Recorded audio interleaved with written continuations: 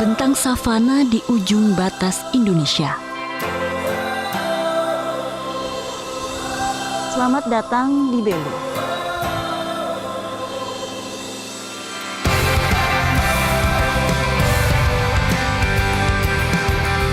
Pesona budaya dan warisan adat yang terjaga.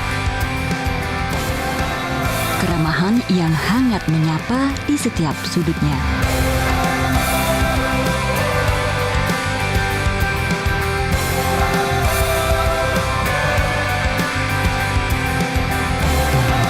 Inilah perjalanan saya, Amalina Lutfia, menjelajah batas negeri. Hanya di Journey Way to Explore.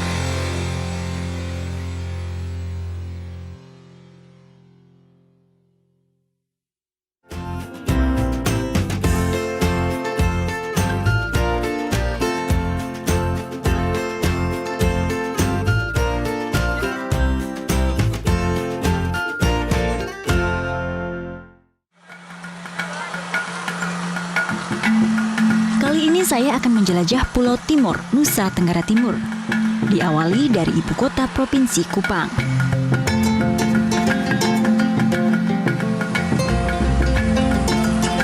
Sebelumnya dari Jakarta, perjalanan udara menuju Kupang ditempuh selama 2,5 jam.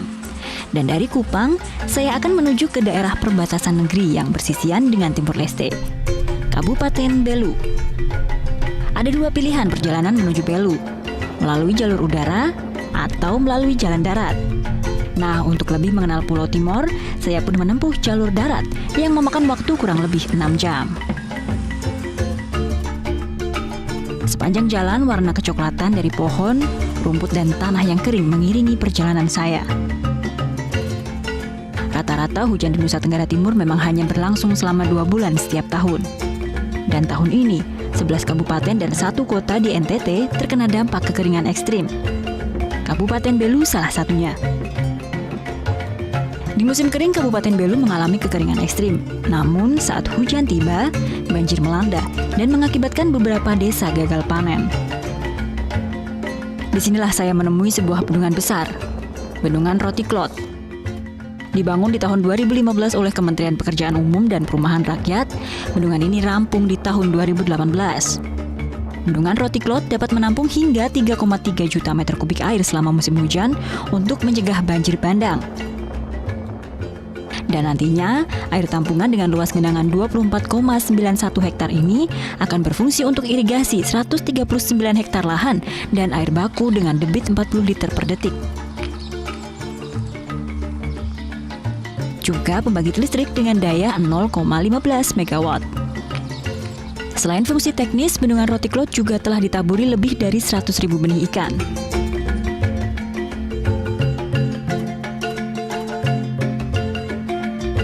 Nah, dan jika dilihat di sekitar bendungan, banyak patung khas adat setempat yang dibangun. Hingga nantinya, Rotiklot juga dapat menjadi salah satu tujuan wisata andalan Kabupaten Belu. Meneruskan perjalanan ke kota Atambua, tibalah saya di kampung adat Mata Besi. Sebelum memasuki kampung adat, para tamu harus meminta izin terlebih dahulu dan melalui proses adat dan penyambutan yang dipimpin oleh makoan atau imam adat. Selamat sore Bapak, minta izin untuk masuk ke kampung adat Mata Besi.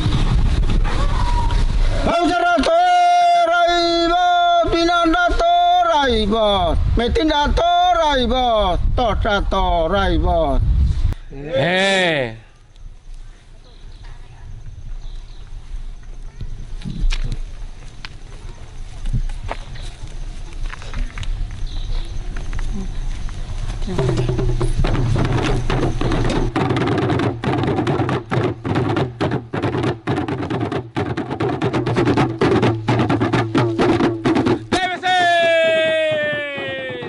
Usai upacara penyambutan, saya pun memasuki kampung adat dengan iringan tarian Likurai.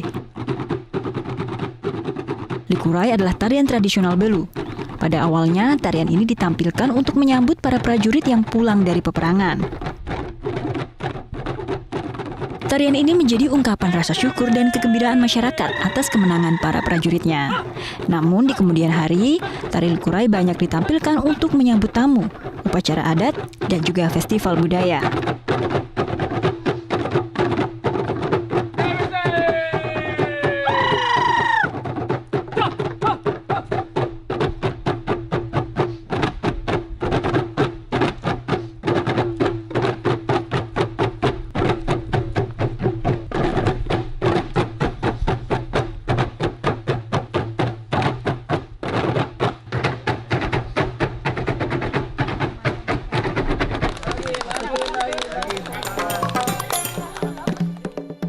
Di kampung adat ini masih berdiri rumah adat asli Belu. Rumah kayu dengan atap alang-alang yang telah berusia ratusan tahun. Suku Mata Besi adalah suku yang memegang peranan penting dalam kerajaan Lidak, sepertiga wilayah Kabupaten Belu. Dan warga Mata Besi masih menganut kepercayaan kepada leluhur dan pertanda alam. Bapak, ini kan salah satu kampung adat yang masih dilestarikan rumah adat aslinya ya Pak ya? Iya. Nah, ada artinya nggak Pak ini? Rumah ini dibangun seperti ini bentuknya? Oh, rumah adat suku Mata Besi. Suku Mata Besi ini dari leluhur nenek moyang kita. Memang kalau dibangun harus ada upacara. Kalau ada ritual yang dilanggar itu Pak, apa dampaknya? Hukumannya ke masyarakat apa? Biasa kena apa gitu? Itu kalau dilanggar ritual itu dikena hukum. Hukum seperti apa? Hukuman itu dari leluhur kita. Bentuknya macamnya apa? Bisa Sakit. Iya, itu celaka. Itu yang saya bilang, kalau mau omong adat itu tidak boleh omong sembarang. Kalau ini Pak, kan Bapak pakai kain. Ya. Ini perempuan di sini katanya harus wajib bisa tenun Pak. Iya. Kenapa harus wajib tenun? Tenun kain itu harus dipakai dan untuk adat. Karena kita kawin mengawin, laki-laki perempuan itu kematian di laki-laki, kita punya suami, punya suku, itu anak mantu kita ini kita harus bawa kain. Memegang teguh kepercayaan juga wajib dilakukan oleh para wanita di Mata Besi. Salah satunya dengan mewariskan keterampilan menenun secara turun-temurun pada setiap anak perempuan. Karena di Belu, kain tenun dipakai dari sejak bayi lahir hingga wajib digunakan sebagai penutup jenazah saat dikebumikan. Kain tenun juga wajib digunakan saat acara-acara adat berlangsung. Walau dengan perkembangan zaman dan modernisasi, kepercayaan warga adat Mata Besi terhadap leluhur dan alam masih terus dipelihara dan menyimpan sebuah pesan penting bahwa manusia hadir di dunia atas jasa para pendahulunya. Maka penghormatan kepada leluhur adalah sebuah kewajiban yang terus melekat sepanjang masa.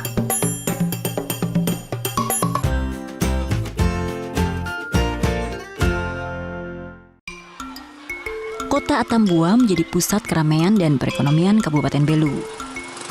Gedung perkantoran, alun-alun hingga pasar berada di sini.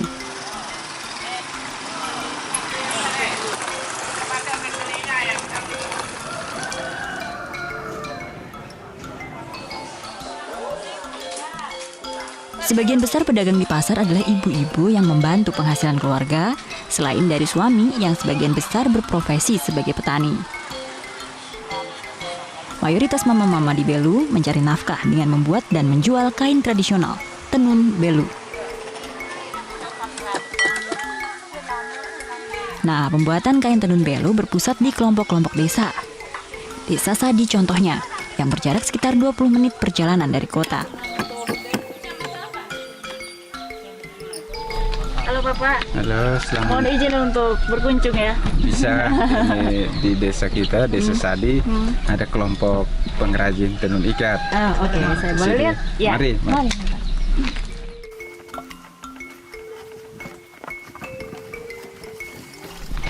Ini dengan ibu-ibu kelompok pengrajin. Mohon izin Ibu ya. Mama Celesta ketua kelompoknya. Oh, ketua kelompok. Ini apa yang unik Bu apa yang berbeda dari kelompok di sini dengan pengrajin lainnya? Kan kalau ini dia dari alam. Oh, warna alam. Alam ini karena dia campur kulitnya, bahannya Bapak ini kalau kelompok ibu-ibu ini memang dibina oleh desa? Yang Atau- pertama lewat dana desa kita melakukan pelatihan. Tetapi tahun 2018 kemarin lewat Dinas Nakertrans dan bekerja sama dengan ibu-ibu Dekranasda Kabupaten Belu melakukan pelatihan di desa kita Desa. terhadap ibu-ibu kelompok Iya. tenun yang ada. Sehingga dari pelatihan pewarnaan alam ini sampai dengan hari ini mereka terus bergeliat dengan tenun pewarnaan Jadi alam. memang saat ini tenun sudah jadi salah satu mata pencaharian andalan dari ibu-ibu sini ya? Iya, betul Bisa diceritakan Pak, beda nggak dulu kalau sebelum ada kelompok kan berapa pendapatannya misalnya, kalau sekarang sudah berapa, bisa targetnya berapa gitu? penghasilan ibu-ibu sampai hari ini itu luar biasa. Satu ibu itu bisa menenun minimal 1 bulan itu 4 lembar kain. Yang rata-rata dijual dengan harga 500.000 per lembar kain. Proses pembuatan kain tenun dari nol dilakukan sendiri oleh mama-mama di sini. Mulai dari memintal kapas menjadi benang, mewarna benang dengan pewarna alam seperti warna merah muda dari kulit kayu mahoni,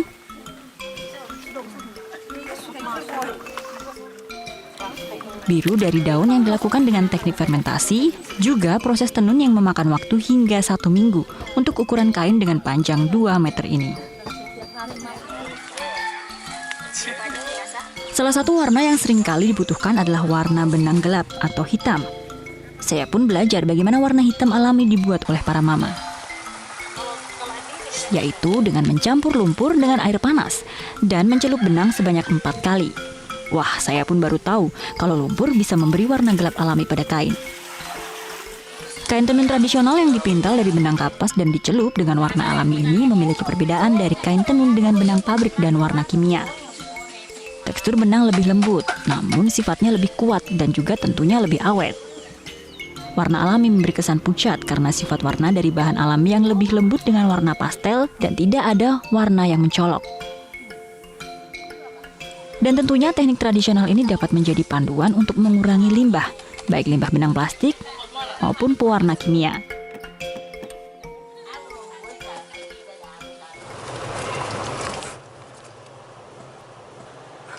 Dari Desa Sadi saya melanjutkan perjalanan menuju ke timur, melalui Jalan Sabuk Merah yang melingkar mengelilingi jalur perbatasan sepanjang 176,2 km. Di jalur Sabuk Merah, 31 jembatan telah dibangun oleh Kementerian Pekerjaan Umum dan Perumahan Rakyat di tahun 2018. Sebelumnya masih berupa jalan yang terhubung jembatan kayu, kini jalur dari desa ke desa di wilayah menuju perbatasan telah tersambung dengan jembatan baja dan aspal. Kini saat hujan lebat mengguyur Kabupaten Belu, akses dari desa ke desa dapat dilalui. Berbeda dengan kondisi beberapa tahun lalu, jika saat musim hujan banjir bandang melanda, hingga desa-desa yang berada di sekitar sungai pun terkucil karena putusnya akses. Jalur Sabuk Merah juga memiliki arti penting dalam pengamanan perbatasan antara Indonesia dan Timor Leste. Jalan ini digunakan untuk mempermudah tentara nasional untuk menjaga batas terluar negeri.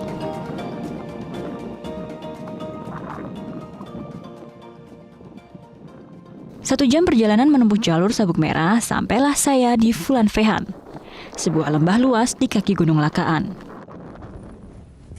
Ini adalah Bukit Fulan Fehan dan memang angin di sini kencang sekali karena kita berada di sekitar 1000 meter lebih di atas permukaan laut. Dan kalau lihat bukit di belakang saya, itu adalah Timor Leste. Jadi kita berada sangat dekat dengan Timor Leste, sekitar 2 km. Anginnya sangat kencang sekali. Fulan Fehan dulunya dipercaya sebagai tempat tinggal para raja. Kini menjadi salah satu tujuan wisata yang tersohor di Kabupaten Belu. Sepanjang mata memandang, rumput hijau kekuningan memenuhi lembah. Terlihat gerombolan kuda sengaja dilepas oleh pemiliknya untuk mencari makan. Kuda-kuda yang sepertinya satu rumpun dengan kuda sandalwood dari Sumba dengan perawakan yang kecil dan pendek. 1-2 terlihat juga sapi yang rumput. Di musim kering seperti sekarang, rumput cenderung berwarna coklat. Namun jika tiba musim hujan di akhir atau awal tahun, lembah Fulan Fehan akan terlihat hijau. Hawa sejuk, angin kencang, dan indahnya pemandangan bukit menjadi daya tarik utama Vulan Vehan hingga di setiap tahun lembah ini menjadi lokasi penyelenggaraan festival budaya. Senja di Vulan Vehan pun menutup perjalanan saya di Belu hari ini.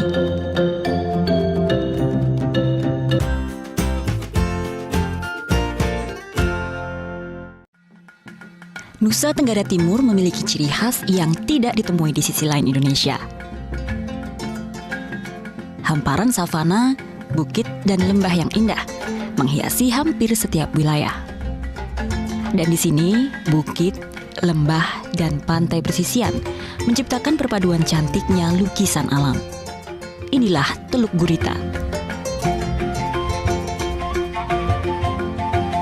Teluk Gurita menjadi salah satu pilihan para traveler yang berkunjung ke Belu.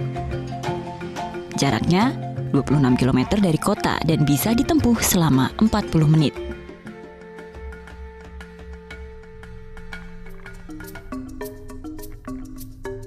Dari Teluk Gurita, saya menyusuri jalan terus ke arah timur.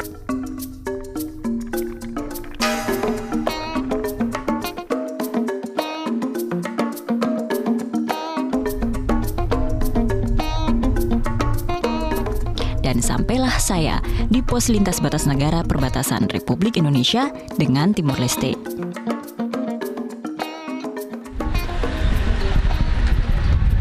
Ya, sekitar 20-25 menit dari Atambua City, kita udah sampai di PLBN Mota Ain atau perbatasan antara Indonesia dengan Timor Leste. Jadi kita mau urus surat-surat dulu supaya bisa menyeberang ya, sama mobilnya juga bisa ikut masuk. Yuk, ayo Bang. Di sepanjang jalan perbatasan terdapat beberapa pos lintas batas negara. PLBN Terpadu Mota Ain salah satunya. Kini PLBN Mota Ain telah berdiri megah dengan arsitektur modern yang cantik. Kementerian Pekerjaan Umum dan Perumahan Rakyat mulai membangun PLBN Mota Ain di tahun 2015 dan selesai di tahun 2016. Tak hanya berupa gerbang, PLBN Mota Ain kini telah dilengkapi fasilitas penunjang. Pasar perbatasan, mes pegawai, Wisma Indonesia untuk beristirahat tamu kenegaraan, rest area, lapangan olahraga dan pencucian mobil semua ada di sini. Karena megahnya bangunan, maka PLBN Mota Ain juga menjadi salah satu daya tarik wisata Belu, yaitu wisata perbatasan. PLBN Mota Ain adalah pos tersibuk di perbatasan RI Timor Leste. Dari PLBN saya lalu menyeberang ke negara tetangga. Setiap hari terlihat warga Indonesia dan Timor Leste hilir mudik menyeberang. Ini karena Timor Leste dulunya adalah bagian dari Indonesia dan masih satu rumpun suku dengan warga Belu. Dan bahkan hingga kini banyak warga yang menyeberang untuk mengunjungi sanak saudara yang telah terpisah batas negara. Warga negara Indonesia diperbolehkan melintas batas hingga 2 km tanpa paspor dan juga visa, hingga ke titik Batu Gade.